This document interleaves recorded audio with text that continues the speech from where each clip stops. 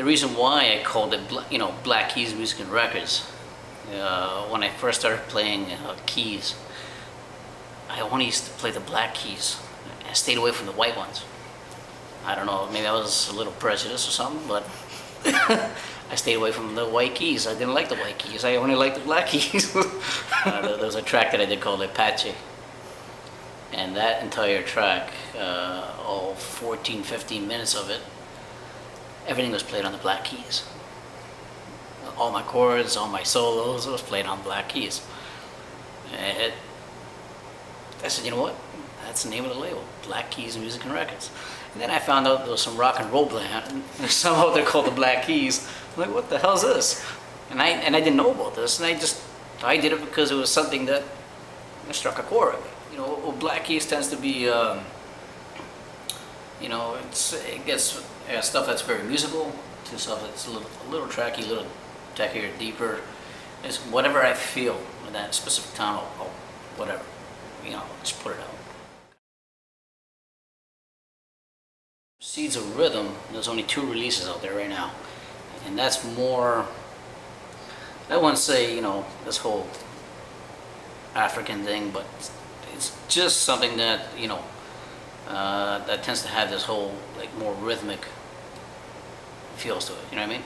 I haven't released too much on that label, because it has to hit me when I'm making music. If it fits the label, I put it out on there. If not, it doesn't come. I think the heyday of it, the real was 92 to about 2000, 2005, 2006, really. It was, you can go out and listen to good music, and people went out for music. It wasn't to go for a fashion show or to see how many pictures you could actually be in that day, that kind of thing. People went out for music, and I remember back then cameras weren't around, and when word spread, oh man, you missed a party, you were kicking yourself in the ass, and you were out at the next one, that was for sure, right? The very first party I had with Victor Underground Vibe, the Respect Music Party, it was actually our birthday party in September, it was in September, and the party was held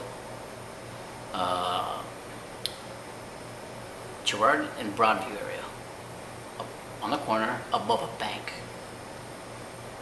Okay, the people that we hired at the door person was specific, and it was very specific on the people that they were allowed to let in and not let in. Basically, the standard was, if they have a hairy chest and gold chain, they stay outside. And they understood, as people that came in for partying, true dancing. The system was sick. We started at 10 o'clock in the morning, at 10 o'clock at night. We finished around 6, 7 o'clock in the morning. And it was a party. And the beautiful thing is, it was the right people inside there. And unfortunately, the hairy chest and the gold chains all got stuck outside and they had to go home because they weren't allowed it. Right? And that's the way it's got to be. It's got to be very specific on the door. You can't just I know you have to make money, but you can make money the right way. And you can also make money the wrong way. Now it's most clubs. How many people can you get in? How many people can you fit into this place? How much money can you make at the door? That's all it's about. And whoever tells you I'm in for the love of the music and all this, it's a lying sack of shit. Not happening. You know what I mean? It's the love of the music was in the 90s, when the music was fresh, and yet people made money, but did it the right way, right? So my inspiration comes from a lot of other producers, man, that do not change their sound, that maintain the same consistency throughout the years. For example, brothers like Ron Trent, Anthony Nicholson, they constantly maintain a sound, a soulful sound, a musician standpoint sound that totally struck a chord, right? Now you got brothers like God bless him, Vic Lavender. Amazing, amazing, amazing producer. Strictly soul. You could hear the live musicians, you hear everything. That's where my inspiration comes from. When I hear one of these guys' records, and I was like, wow, it's not dead. It's still there. People are still doing it. You know, they're still doing it. They're still bringing in musicians. They're still doing it the right way. I've always said, I'd rather hear a DJ play on one turntable without a mixer, just one turntable, or one CD player, whatever it may be, and play a song from beginning to end, let the song finish, take the record off, grab another record, put it on the plate, play that song in its entirety.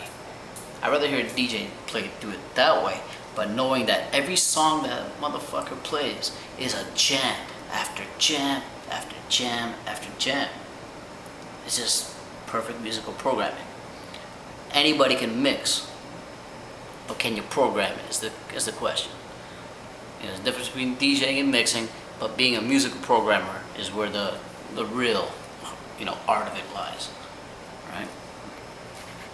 Like I said, you can mix a cake, so, whatever. A picture that I got actually, that was taken at one of Kwame's parties where Dave Campbell was playing. And there was a sign that was written there, and I think it said, "Trust the DJ." Don't come up to a DJ and say, "Do you got this song?" And Carl Allen said it the best.